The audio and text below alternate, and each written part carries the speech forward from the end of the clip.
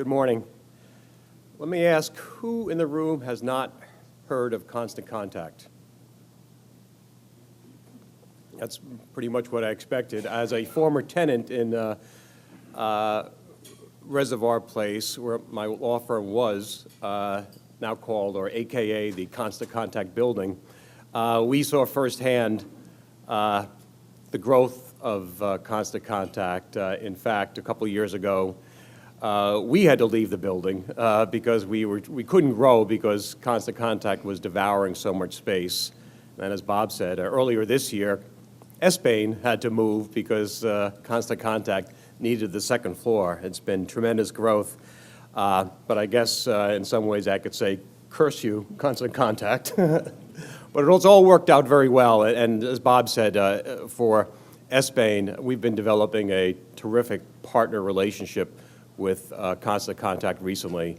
As you may recall, Andy Miller, Chief Innovation Architect, was the keynote speaker at our Innovation Awards dinner. Constant Contact has agreed to host a number of our events, including the October 2nd event in the spectacular Interloft space. As Bob said, worth going to check out that space, and I hope many of you can make it there. And of course, we have Alec speaking to us today. And I'm also thrilled to tell you that with Alec's help, SBANE and Constant Contact are entering into a partner relationship, which starts this month. And the relationship will not only benefit SBANE, but also provide Constant Contact-related benefits to SBANE members. And there's more to follow on that, but suffice it to say that we're thrilled to be developing a good partner relationship with Constant Contact. Now to our speaker. Alec Stern is Vice President of Strategic Innovation and Executive in Residence for the Interloft program at Constant Contact. He's a member of Constant Contact's founding team as one of the original 3 in the attic. Good place to be back a number of years ago. His responsibilities have included senior roles in strategic partnerships, channels, business development, and sales. He is responsible for the creation and development of Constant Contact's channel partner programs. Today, he continues to spearhead strategic innovation, community-based entrepreneurism, and vertical industry thought leadership for the company. Alec also advises a variety of early-stage companies and serves as a judge, mentor, and advisor for startup accelerators and programs. And I think he would be an excellent addition to our judging team for the New England Innovation Awards at SBANE. As an angel investor and limited partner in G20 Venture Fund, Alec is an investor in a number of rising startups. Alec's also active in several nonprofits and serves on multiple boards. He's been a featured speaker for national and regional small business, nonprofit, and industry conferences, startup accelerators, colleges, and universities. And we are fortunate and very delighted to have Alec speak to us this morning. Alec Stern.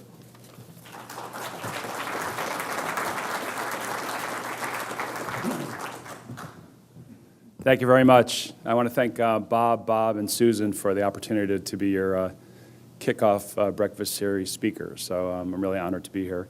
Thank you for that introduction. I think my mother wrote that. So I won't spend any time on what he just said, but I do. They always say insert a picture of a cute baby or a puppy. So that's Bandit. And so Bandit, you can't really see him too well, but that's my my advisor, my go-to. He's the best listener I know. So what I want to talk about today is, so as I was meeting several of you during the networking portion, people are saying, you're going to tell us a little bit about what's coming with Constant Contact, or you're going to tell us a little bit about, kind of the early days. Really what we had talked about when I met with SBANE folks was to just hone in on some of the things that, what would be some pillars of success that a small business could implement today if they aren't doing it, refresh if they maybe did it before, or potentially just a reminder of some of the things. And these pillars are really things that I think entered into Constant Contact in the early days to some of the success factors for us as a business.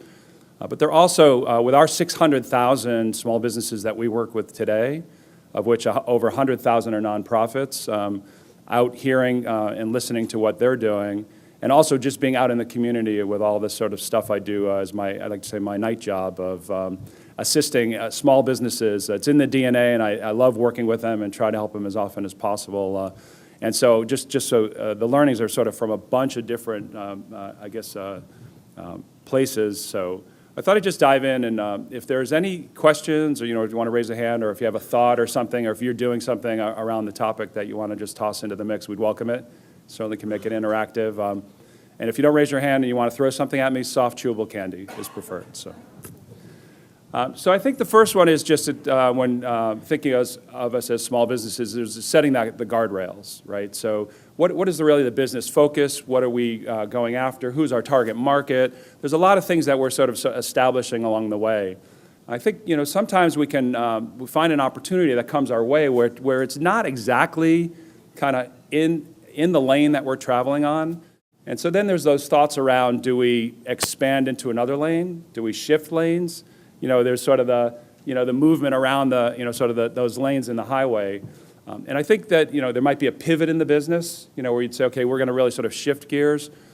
All too often, I think, what I'll see from small businesses is that they'll see an opportunity, the shiny new object of something over here, which isn't really what they set out to do. It's not in the core, and it's not on the lanes that they were traveling. And so it leads to potentially a point of failure because you sidetrack, so it takes your focus away. You go down a road that doesn't have the big opportunity you thought it was some initial thing, or it maybe just totally changed your, that focus for what you were doing, and can lead to, unfortunately, this. And so I would just suggest, as one of the things that I've seen is that, and I don't know, can you see, you okay? I would just say that really be thoughtful and mindful around any of the pivots and those lane changes. The lane changes are fine. I mean, we're all going to go down. We're going to get off the highway a little bit. We're going to come back on. That's okay. But really just think about it to make sure that it truly is, kind of directly in line with where the skills, the resources, and your expertise going forward. So the second one is sort of the concept around testing and investing. And so while you're focused on kind of your go-to-market in a particular way, think about ways that you might test something in a couple of different derivatives, where it might be, your initial contact with customers. So you say, well, we've always followed through with sending them an email, or, we always call them kind of right away. There may be different touches, different ways, so you might want to test things. And you could think of places within the business where you could do some of that testing, which could lead to, potentially finding a path to greater conversion, or find a path to, their sort of getting a prospective customer to a customer, but also getting them sort of on that happy path with you, so that they ultimately lead to that sort of that long-standing customer for you. So just think of places, and that could be a marketing tactic, it could be a marketing program, it could be, just something generally around the go-to-market. But I think it's important to just think through what are some of those things that warrant you just doing a little bit of testing to just see if there might be a better way. And not necessarily saying the way we've always done it, has worked. That's great, but you might find something, a shiny new area to go for greater opportunity for you. So the third one is sort of measure everything. And I think a lot of times with small businesses, we don't always think of capturing data at every turn. And so, for example, your website, putting in the hooks to capture data around what pages they're going to and how long they're staying and when are they abandoning you and from what page are they leaving. And, all of that information is great data. But similarly, as they're moving through working within your organization, how many times are you talking to them? How many times are you reaching out to them? Your touches through marketing. What are the different marketing touches that they're maybe seeing? It's all good information to sort of capture because it may lead to some decisions around tweaking some of the things that you're doing. Like you might find that there's a blocker within your website that they've spent time, and then they've drifted off and you might be able to fix that, just through some of that data. So capturing it is always good because, oftentimes I'll see small businesses saying, well, it'd be really good if we could just test this or look at that. Well, now we got to go get the data. And so it's really important to just think about putting the hooks in to capture the data, whether you look at it or not, because someday if you do want to look at it, you'll have history. So just sort of thinking through where are the places in the business that you can do that. And of course, from there, you're going to be able to just go on and get some of the metrics around the business. Your average revenue per customer and your cost of acquisition and your lifetime value and all the different things that you'd want to measure. And so some small businesses will say, well, we don't necessarily have a way to measure that. And I would say, for example, if you were you're an art gallery, and so you could measure like that person walking in, how much time did they spend in the gallery, how much time did we spend talking to them, they called back, they came in again. How much is our time worth and the amount of time we took with them before they bought that piece of art? There's different ways to calculate it just simply around your time and investment in working with a prospective customer as you turn them into a customer. And so it's just helpful to know, because then you might put a value on that, and then you'd say, all right, we're willing to spend a couple $100 or $400, whatever it may be, to capture or acquire that new customer. And then when you're going to make decisions around some of your marketing tactics, you could measure those and how they're doing and say, well, maybe we'll invest more in the marketing because we're over here spending so much getting them through all of our just efforts of our staff. Maybe we'd be willing to spend a little bit more in sort of some of the marketing ways to go out and attract new or stay in touch with existing. So it's worth really kind of looking at that. So the other one, which is near and dear to sort of a bloodline in my career, is really just figuring out in the go-to-market, is there a channel in the business? And I'll always ask every small business, it's really easy to sit down and think about what are the complementary businesses we could be working with? What are the organizations where our customers are hanging out in? So there's associations, chambers, there's all kinds of different, SBANE, there's all kinds of organizations where they may be, your target customers may be hanging out. And then you could figure out and build sort of what a 2x2 of a market map and say, we have reach on one axis, we have influence on another. And let's plot in the different types of partners. And so you go and lay that out, and then you can go in and say, okay, well, who are the specific partners in that? So if we're looking at member orgs, so it's SBANE, it might be a chamber, it might be a national org that gather your target customers. And thinking it could be a regional or a local of that same association, grabbing the different organizations, complementary businesses, it might be consultants, resellers, it might be others that think about influencers. Are there bloggers, are there influencers in my space that are talking exactly around what I'm doing, that if they got familiar with us, they may talk about us as well, they'll share some things about what we're doing. So it's important to think about all the different sort of groups that are out there that you could consider possible partnerships around, and then go into those areas, test a couple of those partners, and find ways to do business together. And so I would just tell you, quickly, when we started Constant Contact, we were, three in an attic. We didn't have people, we didn't have resources, we didn't have money. Everyone was challenging. How could you go call on small businesses? You don't have anyone to go knock on those doors, and knocking on doors probably wouldn't work, and all the objections in front of us. So when we started, we were 100% channels. Like, we found where all the small businesses were hanging out, we partnered with those folks to bring our tools and services through. Now, there's the challenge around it's going through someone else, so you've got to make sure you're still front and center to that customer, and ultimately you gain them as a prospect or customer to engage with them directly, as opposed to always doing it just through that channel, unless they're a consultant or a reseller or someone who's going to do it for you, where you empower them, train the trainer to do it. So think, you think about, in the day, that was our only way to kind of go to market with what we had available to us. And I would say any small business, you could find a channel, and there's a huge opportunity sitting in front of you if you find the right either category within the channel or specific partners.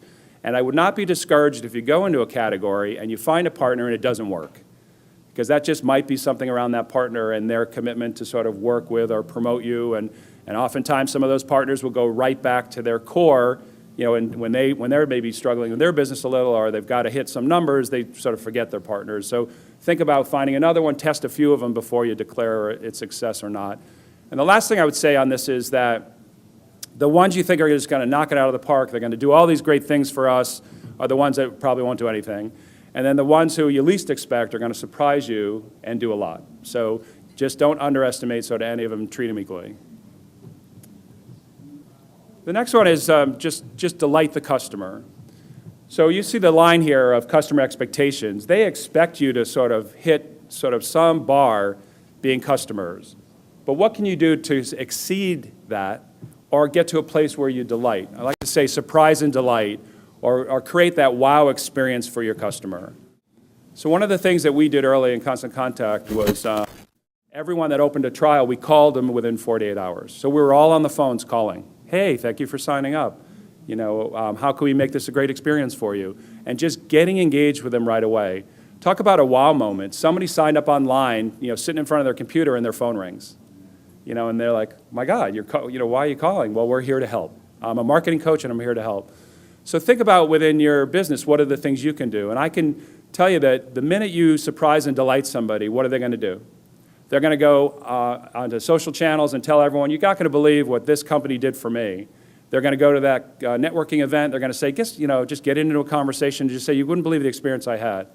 And we all have them. You know, today's day and age, to go to a restaurant where a GM comes over to the table, welcomes us all. I happen to pay the bill, and so I then signed up online. Well, they did a matchup, and I got a handwritten note from the GM saying, "Dear Alec, thank you for coming to the restaurant and bringing," and named the friends I was with. Here's my card. If you have any needs going forward, you know, please feel free to call me. You know, it's that, you know, and so Aquitaine in the South End surprised me, you know, and they're a customer now, but they weren't at the time. I don't think they were at the time. But they, you know, just a great kind of wow experience. And we all have them. And of course, we tell the story. And this morning, I told another 110 people of that experience. So you think about, you know, what can you do in your business that will surprise and delight your customers and prospective customers that, you know, that they'll feel like, yeah, I've got to work with these folks. And of course, this one we remember the old days, still going on, I believe, the good housekeeping seal, or the sweeps, do the sweepstakes and deliver the check with the flowers and the balloons and the big van, and so you can go to that level if you'd like. It's still working, I think. And of course, keep calm and delight the customer. So that should be the T-shirt we'll all start wearing. I think another one that's important is finding your voice, right? How do you humanize the business around your voice? You know, we all too often want to just be really buttoned up and formal about the things we're saying about what our business does. And sometimes it's just putting a voice behind it, and you can have some fun with that. Certainly with the social channels, there's a lot of opportunity to have some fun. And when I think of your voice, it doesn't have to just be you speaking. I mean, oftentimes, you know, getting a customer to speak, or getting, you know, if you're a nonprofit, getting a recipient of services that you're delivering speak, volunteers, your board members, getting others to sort of speak on your behalf and get the message out from different perspectives. Because if I'm a volunteer and I've done something and I'm telling that story, and you take that and you share it, what am I going to do? I'm going to show everyone, hey, go over and check out, you know, here, there's a photo of me and a comment of, you know, what I did with that organization, or the volunteer experience we had that was so great. You know, it just spreads, you know, from there. And so I think it's just really important to think about how can you put a voice behind it, let them see a personality, let them see, you know, the business that, you know, that you're good people, fun to work with, whatever it may be, whatever angle around that you would want to sort of put out there. And it will lead to just letting folks really feel that they can get to know you a little bit better than just sort of you know, marketing bullets on, you know, on a document or whatever it may be. So give some thought there. And you could always weave in quotes, you know, of what customers are saying. You know, I'll go to websites. I always want to see what are others saying about that small business or the nonprofit. And it's hard pressed to find sometimes just what others are saying, even just the quote of the success they had with a business or how you changed something for them that meant so much to them, or whatever the scenario. And of course, the other is to look big, act big, become big. I think oftentimes as small businesses, I hear it all the time, especially, you know, if they're real small and startups, you know, they use the excuse, well, that's the 800-pound gorilla partner, and we can't call them because we're so small.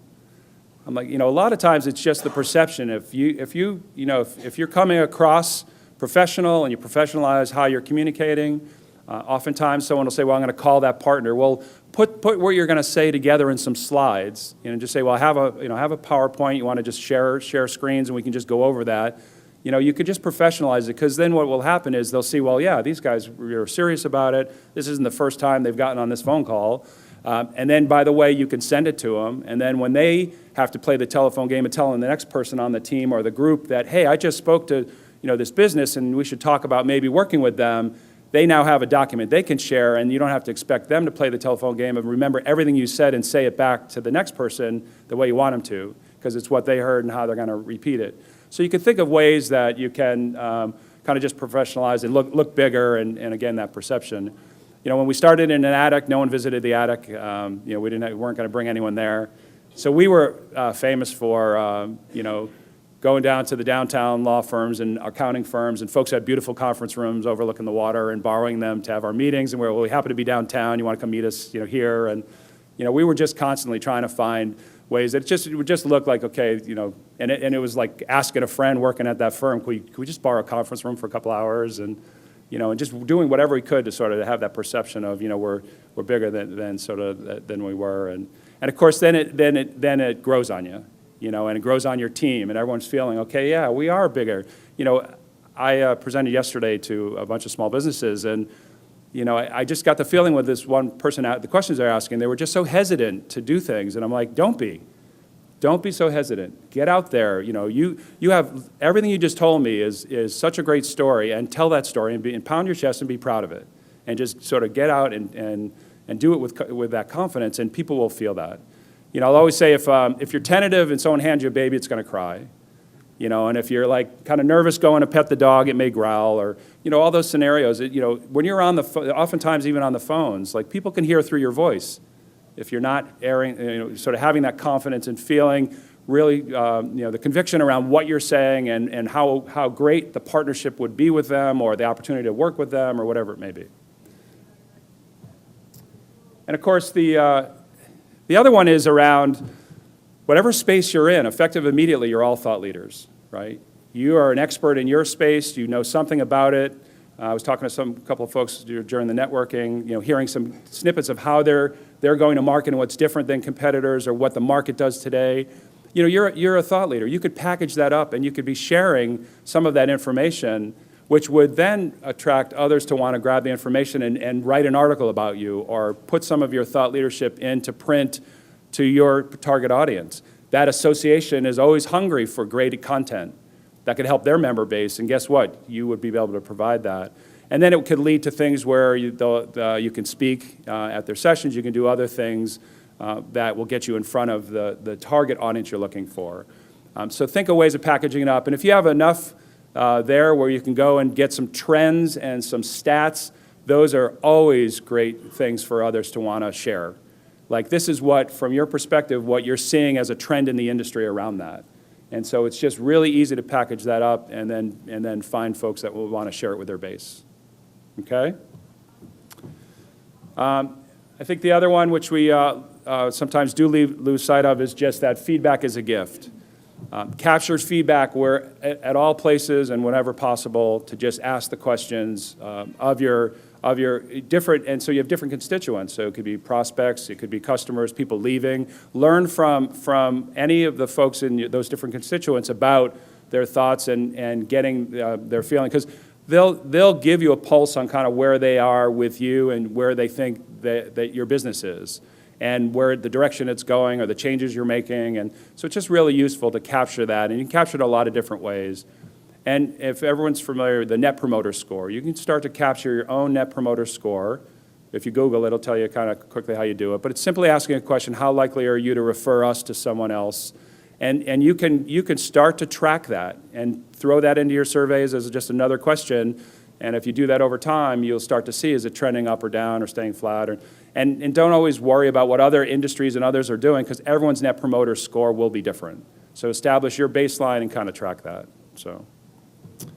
And then the next one is around formalizing sort of that cradle to rave. So you have a suspect turning prospect, turning customer. How do you get them to be a raving fan, that person who's going to tell everyone about you? And so that's where the things we were just talking about, surprising and delighting them, creating a wow experience, really letting them see that you are a thought leader. I've gone with the leader in the space, and I'm learning a lot from them, whatever it may be. Ultimately, if you get them to being that raving fan, That's going to help drive more business, because the average person is going to drive leads and customers to you. You know, the referral engine of, when you're a small business, that flywheel takes a while to get going. You know, it doesn't happen overnight, and you know, we're fortunate today as Constant Contact, where 50% of our business is viral referral, half our business. But, you know, when you're starting, it's a slow ramp, you know, and to seeing that sort of see that kick in.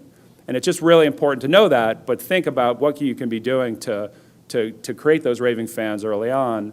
So they're the go-to for you, to ask for feedback about a new product offering, a new service offering. You know, they'll share certainly their comments and thoughts. You can make them sort of, you know, kind of ambassadors or different folks to work with you, but at the same time, they're going to tell others. And there was just a couple that just were kind of on the fringe of the top 10. So Letterman would probably not approve of adding 2 more, but I'm going to do it since I don't have to answer to him. So one of the things is celebrating wins, large and small. When we're small businesses, we set these larger goals, we shoot for those goals, and we target and focus on those. But what are the little things? You know, this is the, you know, in the fall when we were getting going, when we were starting to ship getting our product out to market, we created a foam core football field, and the football moved. Every yard was a customer. We got our first customer. You know, we cheered. We got our second customer. We went through the 100. We're like, great, now every yard will be 10. Every yard will be 100. Every yard will be 1,000. We kind of lost the momentum of using the football field at that point. But when we were small, like, we celebrated, you know, every single customer and made sure that everyone that's involved, you know, shared in that win. Especially those that were behind the scenes in the development of our offering. Like, if not for developing such great software that they wanted to sign up for and use, you know, we wouldn't be here. So thank you. Like, whoever it is, the support folks, you know, anyone touching, admin, whoever's touching something around the business, you know, you can celebrate. And today it's all over our offices. We've got flat screens that are highlighting kind of new all different sort of metrics around folks that are on the phones, supporting customers, selling, you know, selling to our trialers that are calling in, or signing up, that we're calling out to. There's all kinds of things that we're sort of capturing and sharing. And metrics around our delivery, metrics around all things on operations. This stuff is just all stuff we're sharing to just see how everyone is impacting, you know, kind of that success, and again, celebrating the small wins. I think the last one I would just touch on is have fun. A lot of things around fun can sort of establish your culture, which is key. So in this case, you know, we make Halloween's a big holiday for us, so I don't know if anyone can guess what I am for Halloween. The wings with some of the stuff on my shirt there. Anyone? Social butterfly. So I did win an award for best use of the market we were serving. So.